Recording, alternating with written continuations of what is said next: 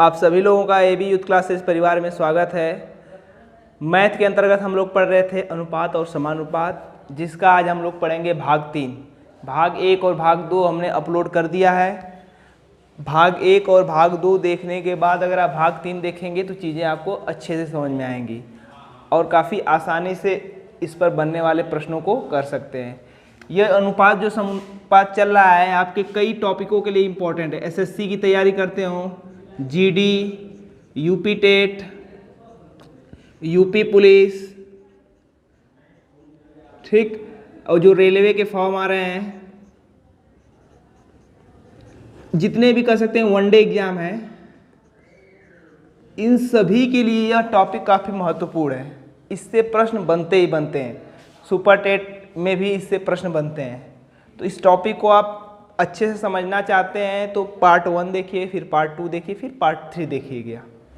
चलिए तो देखते हैं आज का पहला प्रश्न। प्रश्न कह रहा है पी, क्यू व आर में राशि 5400 रुपयों का बंटवारा इस प्रकार किया कि पी को क्यू से तिगुनी राशि तथा क्यू को आर से दुगुनी राशि मिली, तो पी को मिली राशि ज्ञात कीजिए। तो ऐसे प्रश्नों में हमने बताया था अनुपात वाले में जिसका अनुपात हो उसकी राशि के साथ रखते हैं, ठीक है, जिसकी राशि उसका अनुपात, ठीक। तो यहाँ पर राशि 5400 रुपये है। 5400 रुपये किसकी राशि है? पी की, क्यू की, कि आर की। 5400 रुपये का बंटवारा किया गया तीनों में, तो मतलब कुल राशि दिया हुआ है तीनों लोगों का। तीनों लोगों का राशि कितना है? 5400। तो अगर हमें तीनों लोगों का अनुपात मालूम हो जाए तो तीनों लोगों का अनुपात जोड़ के 5400 के बराबर लिख देंगे तो प्रश्न आगे बढ़ जाएगा। तो कुल राशि दिया तो कुल अनुपात ज्ञात करना होगा। कुल अनुपात के लिए हमें क्या ज्ञात करना होगा? सबसे पहले P अनुपात Q अनुपात R कि इन तीनों में अनुपात क्या है, तो हम कुल अनुपात का योग करके 5400 के बराबर लिख देंगे। अब इस प्रश्न की सहायता से यह अनुपात हम ज्ञात करेंगे।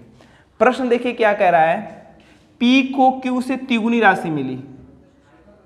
देखिए P को इस Q से तिगुनी राशि मिली, मतलब Q अगर 1 होगा तब P 3 होगा। तिगुना का मतलब क्या हुआ? P 3 गुना है Q का। देखिए बोला है ना, P को Q से तिगुनी राशि मिली, तो Q 1 होगा तो P 3 होगा, तो P संबंध Q का मान कितना हो गया? 3 संबंध 1, ये समीकरण 1 मान लीजिए।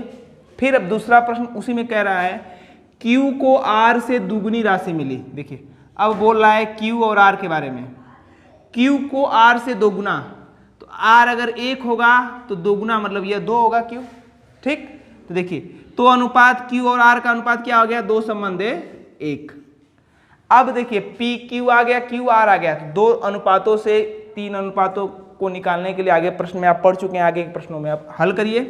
तो हमने कहा था P Q के नीचे P Q वाला लिखिए, तो P Q का अनुपात कितना होगा? 3 संबंध 1 है। Q R का अनुपात कितना है?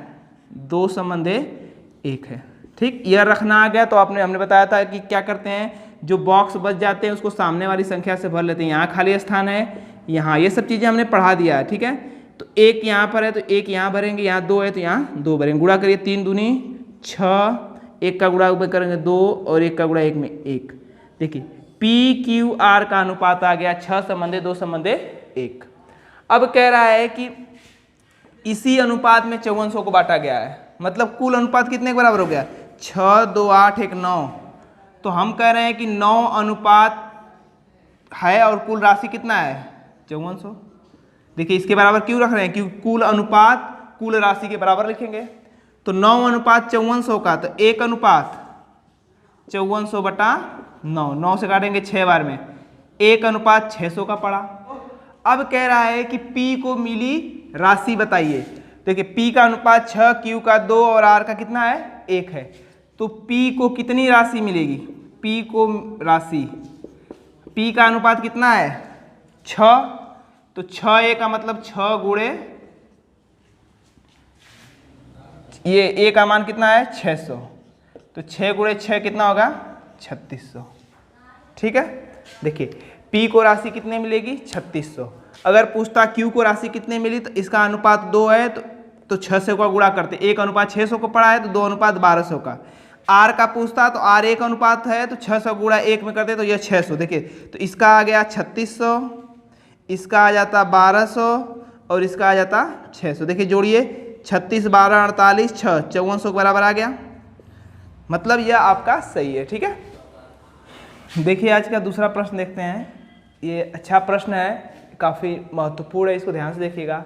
प्रश्न कह रहा है कुछ राशि सरिता, कविता व राधा में इस प्रकार बांटी गई कि सरिता को कविता का 4/3 गुना राशि मिला तथा कविता को राधा का 2/5 गुना राशि मिला। यदि कविता सरिता को मिलाकर 4200 रुपये मिले हो तो कुल राशि ज्ञात कीजिए।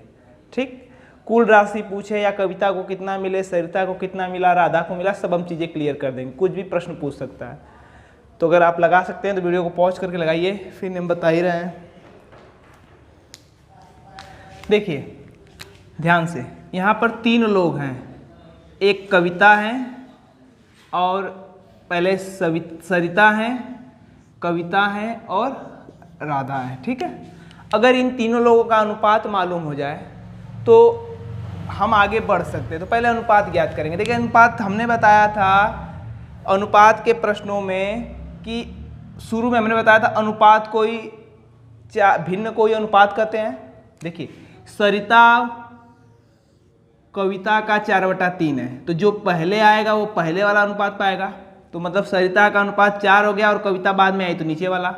तो हम यहाँ से कह सकते हैं सरिता व कविता का अनुपात कितना हो गया, 4/3। बात समझिएगा, सरिता को कविता का 4/3 गुना, तो 4/3 का मतलब 4/3। ठीक, अब आगे बढ़िए।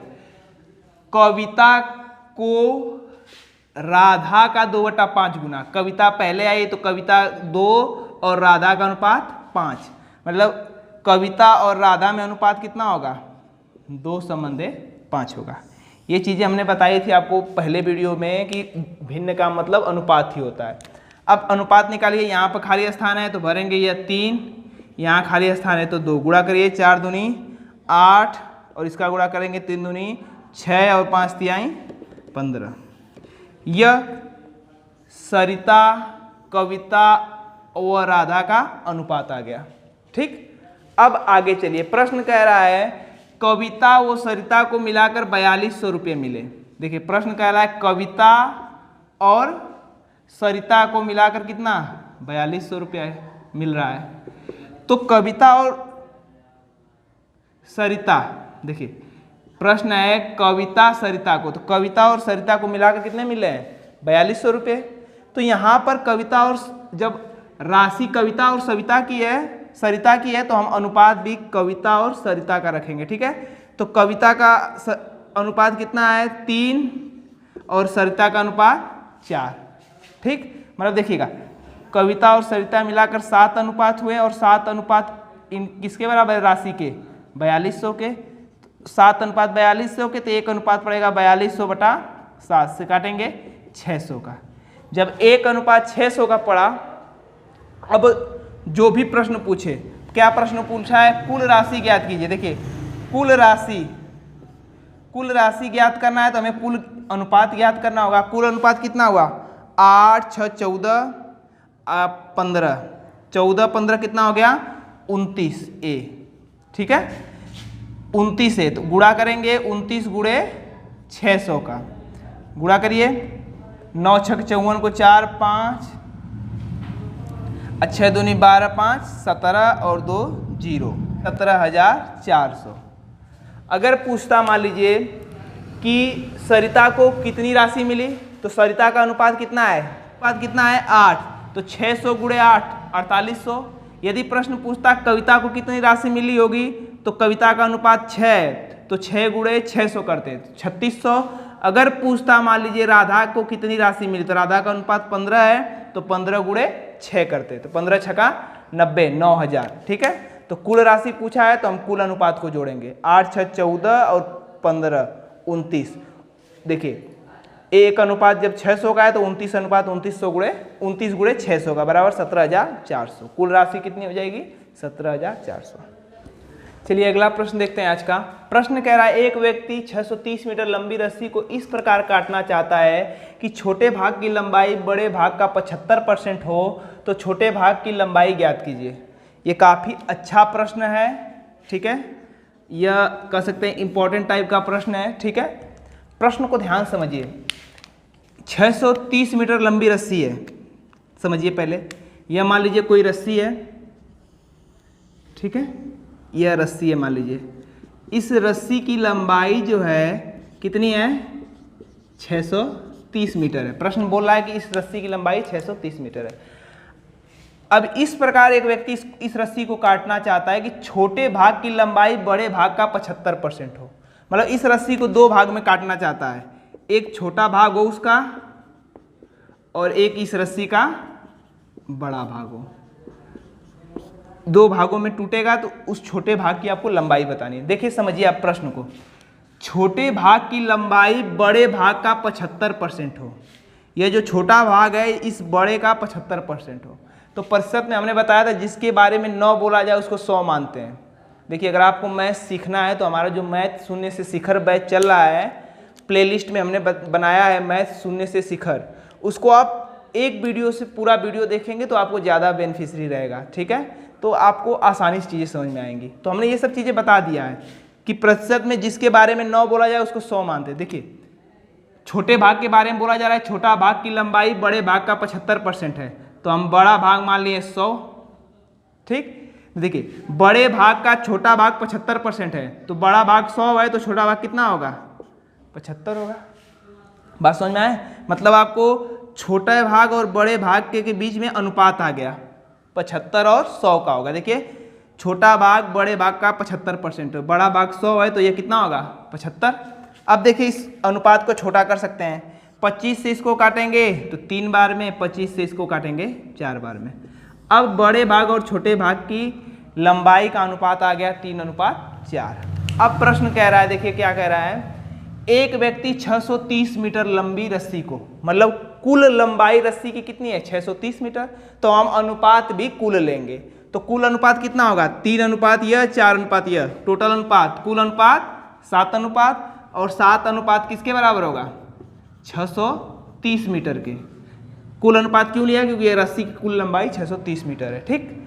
अब देखिए 7 अनुपात 630 का पड़ा तो 1 अनुपात कितने का पड़ेगा? 630/7 का। 7 से 9 63 को काटेंगे 9 बार में और 0 90, ए का मान आ गया 90, मतलब 1 अनुपात आपका पड़ गया 90 का। अब प्रश्न की तरफ चलिए, छोटे भाग की लंबाई 3 और 4 में कौन अनुपात छोटा है? 3 वाला। तो जब 1 अनुपात 90 का है तो छोटे भाग की लंबाई कितनी हो जाएगी? 3 × 90 बराबर 270 मीटर। बात समझ में आ गया?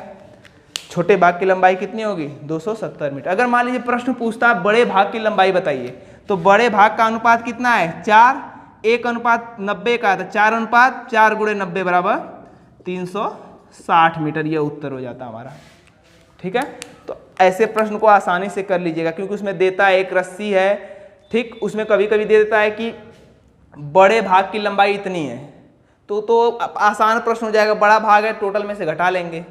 और कभी कभी बस बड़े भाग की दिया रहेगा तो बड़े वाला भाग के अनुपात का तुलना करेंगे जो दिया रहेगा, ठीक है। तो जो अनुपात दिया रहे या जो राशि दी रहे उस राशि का तुलना दिए गए अनुपात से करेंगे, ठीक।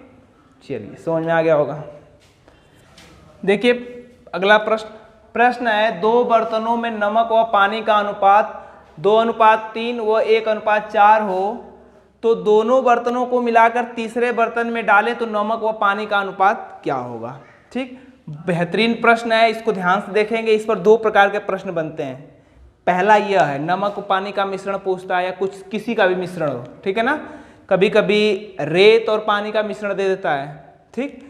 तो यह इंपॉर्टेंट टाइप का प्रश्न है, इसमें भी यह टाइप फर्स्ट है, समझ में आ जाएगा कहाँ से अंतर है। देखिए प्रश्न कह रहा है कि 2 बर्तनों में नमक और पानी का अनुपात है। देखिए मान लीजिए यह पहला बर्तन है, इसमें नमक और पानी का अनुपात कितना है? 2:3, ठीक। फिर दूसरा बर्तन है, इसमें नमक व पानी का अनुपात कितना है? देखिए नमक और पानी का अनुपात है 1:4। अब कह रहा है कि दोनों बर्तनों को मिलाकर तीसरे बर्तन में डालें। अब देखिए क्या हो रहा है कि एक बड़ा बर्तन तीसरा ले लिया गया, यह पहला बर्तन था, ये दूसरा। अब कह रहा है कि एक तीसरा बर्तन ले लिया गया और इस तीसरे बर्तन में इन दोनों मिश्रणों को डाल दिया गया। जब ऐसा करेंगे तो नमक व पानी का अनुपात क्या होगा तीसरे बर्तन में। प्रश्न समझ में आ गया।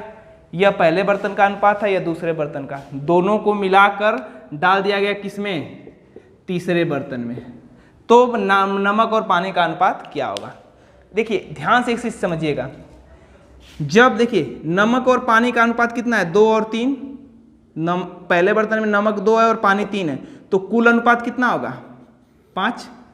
ठीक, दूसरे पे देखिए नमक और पानी, नमक 1 है पानी 4 है, तो यहाँ भी अनुपात कितना होगा 5।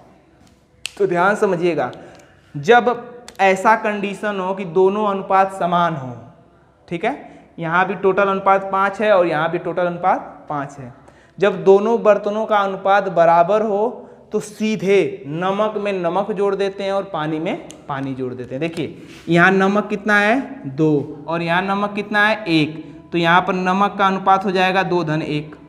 ठीक, पानी का अनुपात, यहाँ पानी 3 है और यहाँ पानी 4 है, तो पानी का अनुपात हो जाएगा 3:4। सॉल्व करिए, 2 1 3 और 4 3 7। उत्तर हो जाएगा नमक व पानी का अनुपात होगा तीसरे बर्तन में 3:7।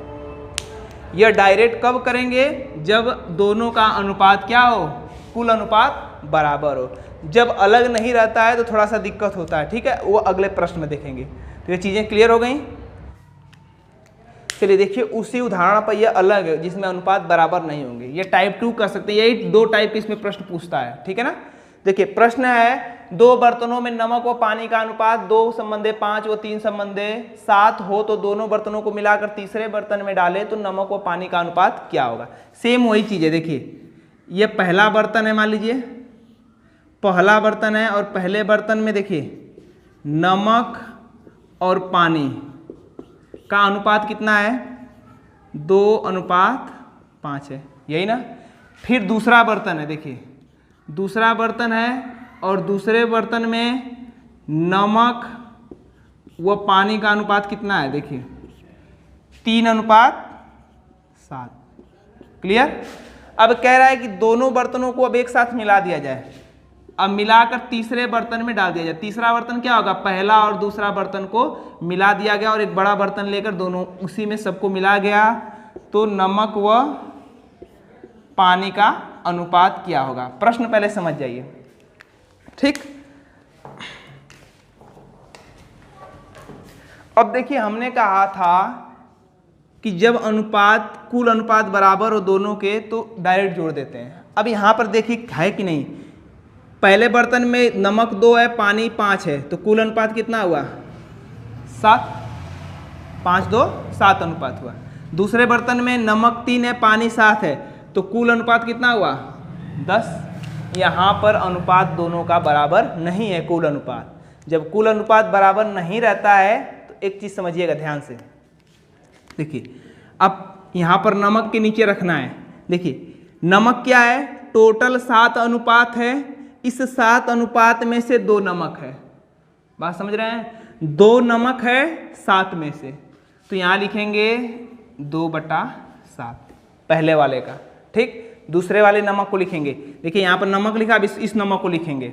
अब कैसे लिखेंगे, देखिए 3 नमक है 10 में से, टोटल अनुपात कितना है 10, 10 में से 3 क्या है नमक है, तो यहाँ पर इसको बटा में लिखेंगे, 3 नमक है 10 में से। अगर यह अनुपात सेम रहता तो डायरेक्ट लिख देते थे नमक वाला नमक के साथ, लेकिन जब यह 7 है और यह 10 है, मतलब अलग अलग है, तो इस तरह से लिखेंगे, ठीक। अब देखिए ये नमक हो गया, अब इसके साथ पानी का अनुपात लिखिए। 5 पानी है किस में से 7 में से, 7 टोटल अनुपात है, 7 अनुपात में से 5 अनुपात पानी है, तो यहाँ पर लिखेंगे 5/7, ठीक है। अगला देखिए यहाँ कह रहा है कि 7 पानी है कितने में से 10 में से, तो यहाँ पर अनुपात हो जाएगा 7/10, ठीक। लसा लेकर जोड़ेंगे, 7 और 10 का लसा 70, 7 से इसको भाग देंगे 10 बार में, 10 का गुणा 2 में 20, धन 10 से भाग देंगे 7 बार में, 7 का गुणा 3 में 21, ठीक है। अब अनुपात, इसमें एक चीज ध्यान रखेंगे, ऐसे प्रश्नों में जो लसा आता है बराबर आता है, इसका 70 आ गया तो इसका भी 70 ही आएगा, ठीक। 7 से भाग देंगे 10 बार में, 10 का गुणा करेंगे 5 में तो 50, धन इससे भाग देंगे 7 बार में, 7 का गुणा 7 में 49। ठीक है, अब जगह नहीं, इधर सॉल्व कर दे रहे हैं। देखिए क्या हुआ, 20 और 21, 41/70 अनुपात 50 और 49, 99/70। जब दोनों अनुपात में बराबर है तो ये कट जाएंगे, तो अनुपात क्या निकल के आएगा, 41:99। समझ में आ गया आप लोगों को। तो तीसरे बर्तन में मिलाने पर नमक और पानी का अनुपात कितना होगा, 41:99 होगा। बस यह रखना है आपको, ठीक है ना। ये बात समझ में आ जाएगा, गया होगा आप लोगों को कि नमक 2 है, 2 अनुपात है कितने में से 7, तो 2/7 रखेंगे। ठीक, यह किस कंडीशन में ऐसा करना होगा, जब पहले बर्तन और दूसरे बर्तन का अनुपात समान न हो। समान रहेगा तो डायरेक्ट जोड़ लेंगे।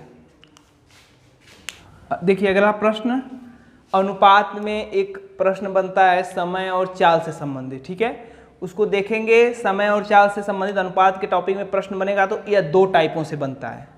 इसमें लोग कंफ्यूज हो जाते हैं, लेकिन समझिए बहुत आसानी से आपको समझ में आ जाएंगी चीज़ें।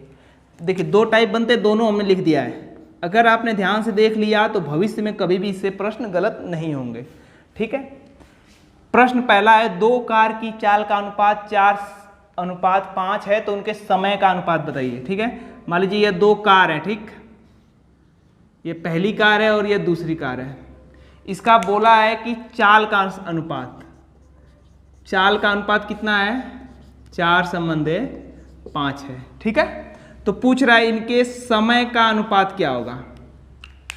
अब देखिए ध्यान से समझिए, चाल और समय एक दूसरे के विपरीत होते हैं। ठीक, अगर चाल ज़्यादा हो तो समय कम लगेगा, अगर चाल कम हो तो समय ज़्यादा लगेगा। चाल का मतलब जो आपकी चलने की गति है, अगर तेज है तो समय कम लगेगा। समझिएगा, जैसे आपको कहीं यहाँ से जाना है 2 किलोमीटर, अगर आप तेज चलेंगे तो समय कम लगेगा, अगर धीरे चलेंगे तो समय क्या होगा, ज़्यादा लगेगा। तो चाल और समय क्या है, एक दूसरे के विपरीत हैं, अपोजिट हैं। ठीक है, बात समझ में आ गई। तो जब चाल 4 है तो समय ज़्यादा लगेगा, तो देखिए, और समय चाल जब ज़्यादा है तो समय कम लगेगा। तो आप एक चीज़ नोट की, समझ में आ गया कि चाल समय एक दूसरे के क्या होते हैं, विपरीत होते हैं या अपोजिट होते हैं। यह बात समझ में आ गई। चाल समय एक दूसरे क्या होते हैं, विपरीत। जब इनके चाल का अनुपात 4:5 है तो इनका समय का अनुपात ठीक उल्टा 5:4 होगा। यही आपका उत्तर हो गया। बात समझ में आया आपको। ठीक, हमने कहा क्या कहा, चाल समय विपरीत होते हैं। जब चाल का अनुपात 4:5 हो तो समय का अनुपात 5:4 होगा। यह 2 के लिए था, 2 कार की, 2 बाइक की, 2 व्यक्ति की बात करें तब। अब इसमें 3 की भी बात कर देता है। अगला टाइप देखिए, ये नेक्स्ट टाइप है। ठीक है ना, 3 की बात करता है। देखिए 3 मोटरसाइकिल की चाल का अनुपात 2:5:7 है, तो इनके समय का अनुपात ज्ञात कीजिए। यह मान लीजिए मोटरसाइकिल है, ठीक है, 3 मोटरसाइकिल है, समझ जाइए। 3 मोटरसाइकिल है, जो इनका चाल का अनुपात, इनके चाल का अनुपात दिया है 2:5:7। तब अब हमने कहा कि समय का अनुपात आपसे पूछा है, तो हमने कहा कि विपरीत होते तो उल्टा मत लिख दीजिएगा 3 में, कि उल्टा लिख दिए 7, 5, 2 तो हो जाएगा। 3 में अलग तरीके से करना होता है। ठीक है ना, अलग तरीके से कैसे करेंगे, देखिए 2 का हमें समय चाहिए पहले बाइक का, तो इसको आप ढक लीजिए और जो बच रहा है उसका गुणा कर दीजिए। इसको ढकेंगे तो बचेगा 5 × 7, तो इसका अनुपात हो जाएगा 35। ठीक, अनुपात। अब इस दूसरे वाले का चाहिए समय का अनुपात, तो इसको ढक लीजिए, बचा क्या, 2 × 7, तो 7 दूनी 14। ठीक है, अब तीसरे वाले का चाहिए, तो तीसरा का ढक लीजिए 5 × 10। अब यह आ गया इनके समय का अनुपात, 35:14:10 होगा। यही क्या हो जाएगा आपका उत्तर। ठीक, या एक तरह से और कर सकते हैं। देखिए हमने कहा कि जो इनके चाल का अनुपात होता है उल्टा होता है। ठीक है, तो देखिए चाल का अनुपात 2:5 है, तो समय का अनुपात कितना हो जाएगा, 5:2, पहले 2 का। ठीक, फिर दूसरे का है 5:7, तो ये भी उल्टा हो जाएगा, तो 7 कितना हो जाएगा, 5 उल्टा होगा तो ठीक। अब फिर पहले के नियम से हल करेंगे तो यहाँ 2, यहाँ पर 7 है तो 7 बढ़ा जाएगा, ठीक है ना।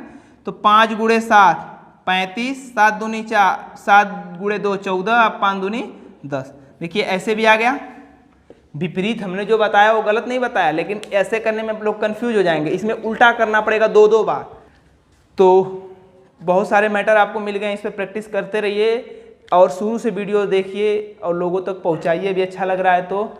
और कोई समस्या है, आपको समझ में ना आ रहा तो आप कमेंट कर सकते हैं। अगर पूरा आप वीडियो देख रहे हैं, यहाँ तक आकर पहुँच चुके हैं तो आप कर सकते हैं, लाइक करना अनिवार्य होगा आप लोगों के लिए। तो लोगों तक पहुँचाइए वीडियो को, और इसका एक पार्ट और हम देंगे आप लोगों को, तो ये चैप्टर आपका समाप्त हो जाएगा। धन्यवाद।